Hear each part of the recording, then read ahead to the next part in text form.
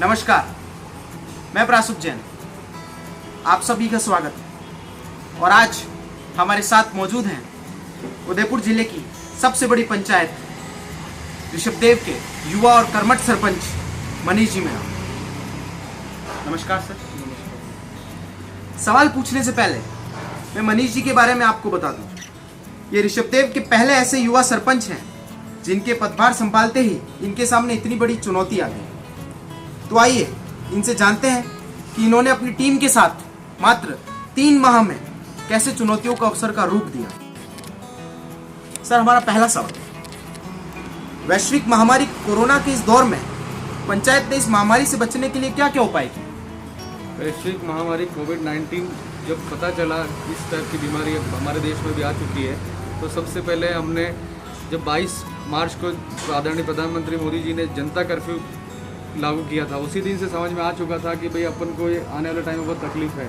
तो हमारे ऋषभदेव के अंदर इसकी जागरूकता फैलाने के लिए और लोगों से बात करते हुए हमने आपस में कोऑर्डिनेशन किया। हमारी ग्राम पंचायत ने सबसे पहले मीटिंग की, भाई अपन को क्या करना है। तो इस तरीके से हमें पता चला कि गाइडलाइन आई कि भी सोशल डिस्टेंसिंग हमको रखनी है, मास्क बांधना है, और उसी के दौरान ये पता चला कि सैनिटाइजर भी करना है। तो हमने हमारे एक ग्राम पंचायत ऋषभदेव और व्यापार मंडल, संयुक्त व्यापार मंडल की एक मीटिंग बुलाई, आपस में कोऑर्डिनेशन किया और एसडीएम साहब की मुख्य अध्यक्षता में कमेटी बनाई और उसके अंतर्गत हमने 240 लीटर सोडियम हाइपोक्लोराइड और दवा छिड़काने के मशीन हमने परचेज की ग्राम पंचायत ऋषभदेव और व्यापार मंडल के संयुक्त तत्वाधान में, और पूरे गाँव में हमने सैनिटाइज किया ताकि इस बीमारी के जो विषाणु हैं उनको ख़त्म किया जा सके। और उससे आज मुझे ऐसा लगता है आज की तारीख में हमने जो सबसे पहले जो निर्णय लिया था वही हमारे लिए ठीक था, क्योंकि आज तक ऋषभदेव में एक भी केस ऐसा हमारे ऋषभदेव में नहीं आया। तो सर, हम ये समझ सकते हैं निश्चित ही आपकी कार्य योजना सफल होने के दौर में है। हमारा दूसरा सवाल, जनता कर्फ्यू और पहले लॉकडाउन का पालन करने के लिए जनता को जागरूक करने का क्या कदम उठाया पंचायत ने? ग्राम पंचायत ऋषभदेव ने समय समय पर जितने भी हमारे वार्ड पंच हैं, सभी युवा साथी हैं, वो जो कुछ लोग कोऑर्डिनेशन भी अच्छा है, कुछ बुजुर्ग भी हैं, आपस में सब चर्चा भी की उन लोगों से। और गांव में हमारे जितने भी वो पुराने लोग हैं, सदस्य हैं जो हमसे मिलते रहते हैं, हम कोशिश करते हैं उनसे चर्चा करते हैं कि सोशल डिस्टेंसिंग, और आज का ज़माना टीवी का युग है, हर आदमी को सूचना मिल रही है। और प्रधानमंत्री जी मोदी जी भी कह रहे हैं, हमारे अशोक जी गहलोत जो राजस्थान के सीएम है वो भी इसी बात को कह रहे हैं कि, और टीवी पे भी डे बाय डे आ रहा है कि जितना इस बीमारी का बचाव कुछ भी नहीं है। अगर अपना बचाव इसका सीधा सही है कि अगर घर में रहेंगे, सोशल डिस्टेंसिंग में रहेंगे, तो अपन अपनी ज़िंदगी बचा सकते हैं, क्योंकि दवाई अभी तक बनी नहीं है इसकी। कोई वैक्सीन जब बनेगी तब तक ही इसका कोई परमानेंट इलाज आएगा। हमारा तीसरा सवाल सर आपसे, जो अभी गांव की स्थिति है, जो दिहाड़ी मजदूर हैं, जो रोज कमाकर अपना गुजारा करते हैं, उनकी मदद के लिए पंचायत ने क्या कार्य योजना बनाई है?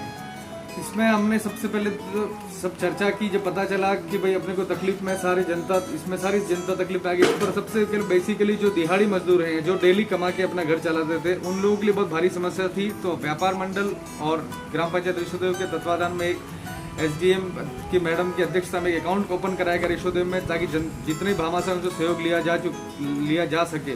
और वो हमने उनसे सहयोग लिया, और उसके बदले में हमने जितने भी नीडी पर्सन ढूंढे, हर वार्ड पंच को इसके बारे में समझाया कि भाई ऐसे लोग बताओ जिनको राशन नहीं मिलता है, इस तरह के जो दिहाड़ी मजदूर हैं। तो हमने राशन के किट बनवाए और लगभग 350 से ज़्यादा हम किट बांट चुके हैं, और आज भी कहीं ना कहीं ये काम चल रहा है। हमारे वार्ड पंच इस काम में लगे हुए हैं, और जनता का भी मैं बहुत बहुत धन्यवाद ये सहयोग करना चाहता हूँ कि उन्होंने आराम से इस चीज़ को समझा और अभी मैनेज करते हो हम इसको। अभी तक तो हम इसको ठीक तरीके से अपना काम कर पा रहे हैं। और सभी भामाशाहों को भी मैं धन्यवाद देना चाहता हूँ कि एक छोटी सी आवाज़ पे उन्होंने मुझे लगभग 5 से 6 लाख रुपए ऋषभदेव की जनता ने मुझे दिए हैं।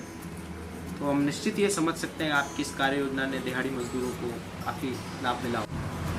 सर, हमारा अगला सवाल, और ये थोड़ा अहम सवाल है, कोरोना के इस कठिन दौर में आपने लोगों की मदद के लिए जो राशि जमा की थी, उसे किस प्रकार लोगों से आपने फंड लिया और उसे अपनी कार्य योजना में उपयोग किया?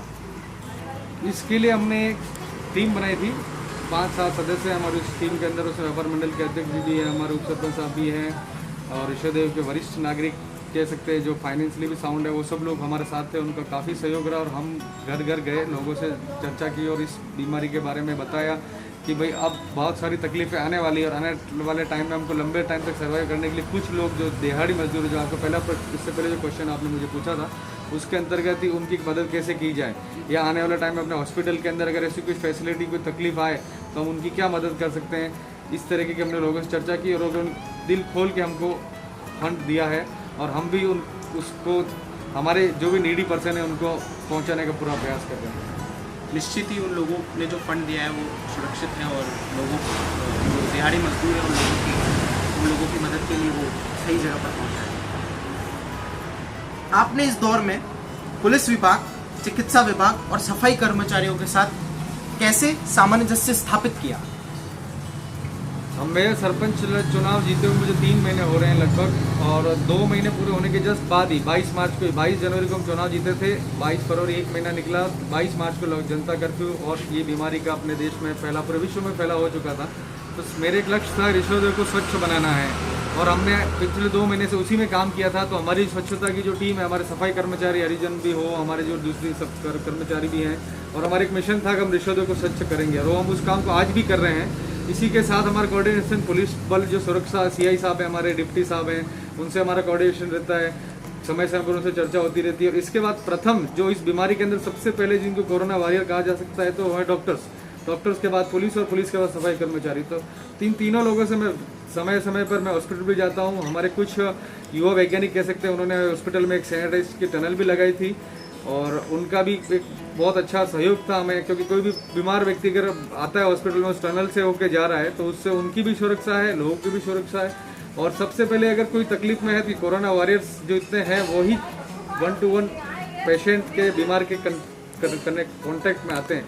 तो मेरा इन तीनों से कोऑर्डिनेशन रहता है और समय समय पर हम इनसे चर्चा भी करते रहते हैं। ग्राम पंचायत में भी हमारी चर्चा होती है और सारे वार्ड पंच जो मेरी टीम है, 21 वार्ड है मेरे, और 21 वार्ड जो हैं उनके वार्ड पंच भी बड़े प्रभावशाली हैं, जनता के अंदर उनका बहुत बड़ा प्रभाव इम्पैक्ट है। तो वो लोगों से चर्चा करते रहते हैं और मुझे ऐसा लगता है कि इसी कोऑर्डिनेशन की वजह से और भगवान केशरनाथ के आशीर्वाद की वजह से हमारे केशर जी में एक भी पॉजिटिव कोरोना केस नहीं आया और आएगा भी नहीं। निश्चित ही सर, हम ऐसी कामना करते हैं कि भगवान केशरनाथ की धरती पर कभी कोई कोरोना केस नहीं है।